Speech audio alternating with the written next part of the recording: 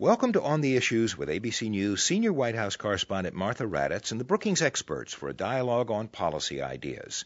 Senior fellow Martin Indyk says the Middle East is a tinderbox and urges President Bush to pass on a good peace plan to his successor.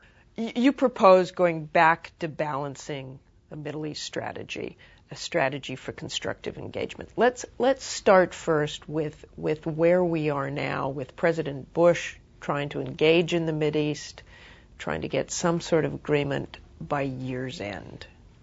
Optimistic about that?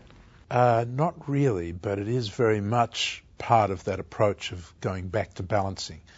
President Bush had an unbalanced policy in so many respects in the Middle East, but particularly when it came to peacemaking, which has been the traditional approach in terms of protecting American interests, of every president all the way back to Lyndon Johnson after the Six-Day War. And he just neglected the process for 7 years. He's coming back to balancing our interests by recognizing that we do have an interest in trying to resolve the Arab-Israeli conflict and particularly the Israeli-Palestinian conflict. But after 7 years of neglect, both sides, Israelis and Palestinians, have become much weaker, much more mistrustful, much less able to make the painful compromises that are going to be necessary to pull off this deal.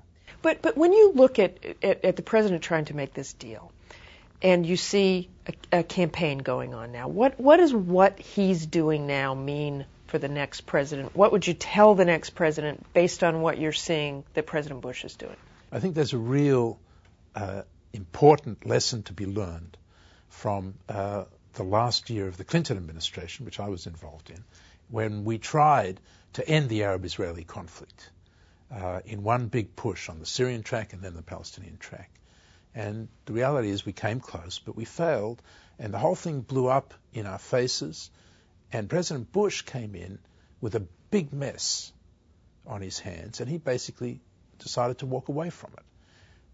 We can't afford to have that situation repeat itself again, because if that happens again, we're in danger of losing the chances of resolving the Israeli-Palestinian conflict. It's morphing already into a religious conflict, into back to a kind of zero-sum game, and the two-state solution that the whole international community and Israelis and most Palestinians agree on is in danger of slipping away from us.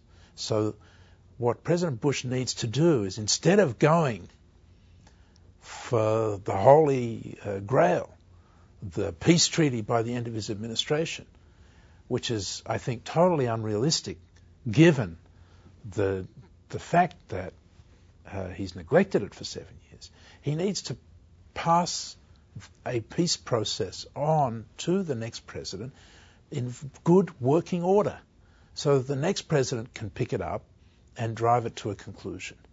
And that would be a signal contribution to our interest in the Middle East from a president who, unfortunately, has done great damage to them in his presidency. In terms of U.S. influence in the region, Iraq has certainly damaged that. How do you get that back? And given that the security situation in Iraq has improved, will U.S. influence be better? Well, while the situation in Iraq has improved and the chances of a spillover from Iraq that would destabilize the whole region and do immense damage to American interests, that danger has receded. The fact is that the Iranians remain very strategically advantaged by the mistakes that we've made in Iraq. And they have extended their influence not only to the Shia-led government in Baghdad, but they have much more influence in the south, the oil-rich south of Iraq, than we do, even though we have 150,000 troops there. We don't have control in the south, and the Iranians essentially have that as a sphere of influence. And that's very problematic in terms of the overall balance, and why we need to get back to balancing Iran in this case, because Iran has been able to use our stumbling in Iraq to make a bid for dominance in the whole region. And its influence stretches from Iraq to its alliance with Syria, to Hezbollah in Lebanon, to Hamas in Gaza. And that is deeply problematic for our Arab allies, for our efforts to resolve the Arab-Israeli conflict, and our efforts to ensure that Iraq emerges out of this conflict as an independent state, able to stand on its own 2 feet. Just very quickly, if you will, what would a pullout by the end of 2009 mean to the region, do you think? I think that would be a destabilizing move. I think it's important to shift the balance so that the Iraqis come to understand in the next administration that the responsibility is now on them, that we've invested a huge amount of blood and treasure, and we've done our best to give them the ability to stand on their own 2 feet, but they're going to have to do it now.